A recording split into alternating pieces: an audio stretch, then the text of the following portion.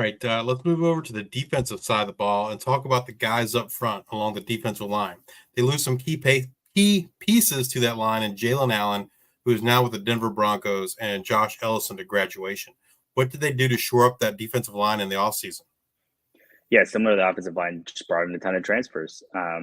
That's what you got to do, and in this day and age, obviously, and I think that's one of those position groups that and we'll talk about this a lot with the defense that needs to improve going to this season. But there's a lot of reason to be excited. Reggie Grimes is somebody who comes in from Oklahoma and could have a pretty big impact. And then there's a lot of guys who have been in the program: Cormonte Hamilton, William Whitlow, especially on the ends of that defensive line, who have been developing for the past couple of years, and they're expecting bigger things from this year. So another position group where there's a lot to sort out before the season starts, and the pecking order is definitely not set in stone. But I think a lot of names and a lot of guys in there who could definitely play a role. Was there any defensive lineman that in particular stood out during the spring? There were a lot of guys. I mean, I think what's interesting is there's a lot of guys, more so than any other position group. There's a lot of guys who are coming in after the spring. You talk about DJ Allen, you talk about Cabo Benton, who's both local guys. DJ Allen is an interesting one, obviously, who is from around here, went to Germantown, and then kind of took a weird path to go to Purdue in the spring, and then transfers back to Memphis, and now is coming as a transfer, even though he's just out of high school, and then obviously Reggie Grimes. So I think there's a lot to kind of work out even after spring. I think that it was clear, Cormonte Hamilton is going to play a really big role, especially leadership role on this team and in that unit. And so that's one of the things that I would say after spring. But yeah, it's going to be a lot to figure out. I'm assuming there's no next Jalen Allen, at least not yet anyway. No, I mean, Jalen Allen, we talked about it with Jacob Blakes, right? Like, you talk about leadership and you talk about somebody who's just like affecting the entire team just with, without just what he does, how he talks about football, he talks about his teammates, how he approaches the game. Jalen Allen is one of those guys, and this is one of the reasons that NFL teams are interested in him. He just never stops, and he just never gives up. He's undersized, right? He's just always going to battle. He approached every interaction from a defensive end and an offensive lineman like a wrestling match. Me versus him. Now I'm gonna beat this guy. And so he had one of those mentalities that he just, it's a cliche. Obviously, you can't teach that, but you really can't. And so that's a big deal, and it's a big deal through the whole defense. I think it's important to note. We talk about transfers coming in, we talk about talent level and all this stuff, and you talk about glue and guys who bring the whole team together, and guys who can, they get other guys to play harder, and they play harder themselves, and that makes the whole team better. And you can't take that for granted. And Jalen Allen was one of those players. And so you can try to replace obviously what he did. You can look at his stats and say, well, I can get a guy who get that many sacks, which could be true. But yeah, he's somebody who's going to be hard to replace. And, leadership is going to be something that is needed a lot on this defense. And especially on the defensive line. And that's why I say, Cormonte Hamilton has been in the program. He's from Memphis. He's the kind of guy who could step into that kind of a role. And so that's why he could be a big factor on that defensive line. The linebacking group brought back their leading tackler from a year ago in Chandler Martin, but they lost their second leading tackler in Jeffrey Canton-Arku and Sincere Evans. What did Memphis do to address those losses? Yeah, brought in a lot of linebackers. And linebackers are, Memphis' new defensive coordinator, Jordan Hankins, who's the linebackers coach, and he's made it clear throughout the whole offseason since he became defensive coordinator, there's going to be a lot of linebackers on the field at all times. Basically, that's what Memphis is going to do. And so he lost Jeff Canton-Arku, who was a huge player for this team, and he said, "I'm just going to bring in as many linebackers as I can find, and I'm going to put them all on the field, hopefully at the same time."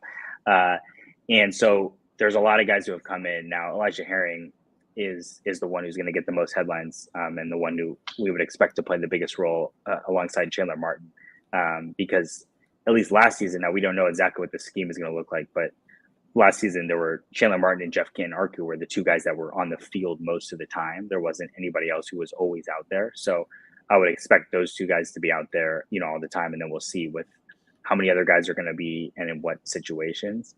But you look at Matt Hudson, Jaden Flaker, those guys have been, very successful and very productive at other places. So it's not like you're bringing in, let's take a chance on this guy. they're bringing in guys who have been very productive at other levels. And you might say, oh, well, you did it at Harvard, so, who cares? You tackle guys in the Ivy League. That's not the same as this. Chandler Martin, last season, 2 seasons ago, was playing in the FCS at East Tennessee State, and he came to Memphis and became, Memphis leading tackler and one of the best players on this team, period. And now he's a preseason All-American. So they've had a track record with guys like that. And so this is 100% the strength of the defense, and it's going to be the strength of this team. And this whole defense is going to be built around what Chandler Martin and Elijah Herring can do.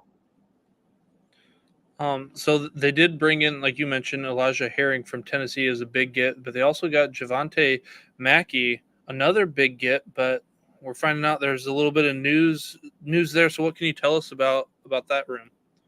Yeah, so Javante Mackey came in during the winter portal as somebody who, once again, very productive at Arkansas State last year, and a Memphis native, but got injured and was out during spring practice. And Ryan Silverfield saying that he's out for the season after spring practices, and so we won't see him this year. Now, I would say that he's somebody still who you could see playing a pretty significant role in the future because of what he did at Arkansas State and because of the track record of linebackers. And so that's definitely a name to keep kind of in the back of your head.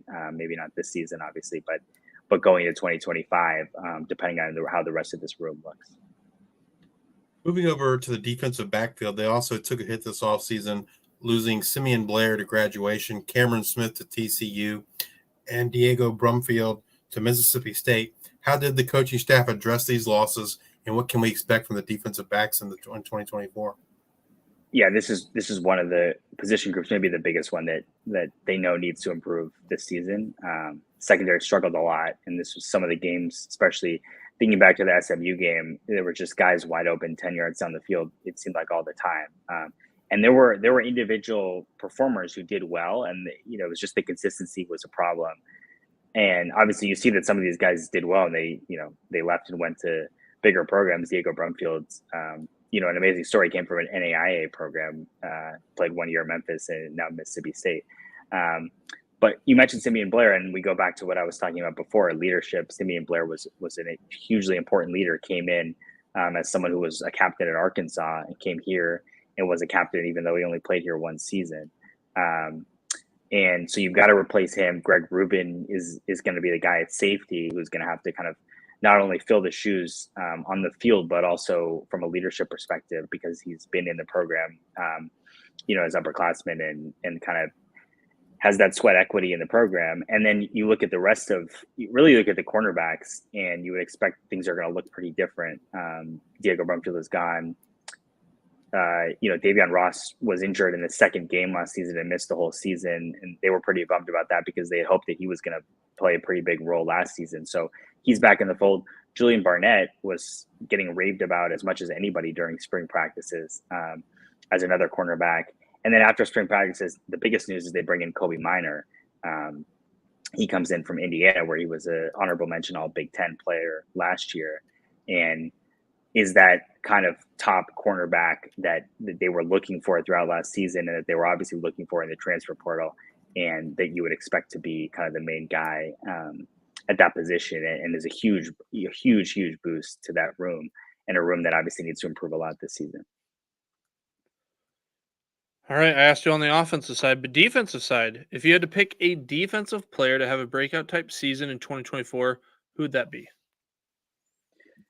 Yeah, I think I want to say Julian Barnett, but I'm going to stick with Kobe Minor just because, and it feels new. I think he's going to get a lot of love as we go into this season. But like I said, this was the place that Memphis struggled so last year, and so when people see guys putting up big numbers, and Chandler Martin, we've talked about him a little bit, but obviously he's a superstar player. He might be Memphis' best player, period. And he's going to be someone that people notice. But Kobe Minor is a player that they're obviously very excited about.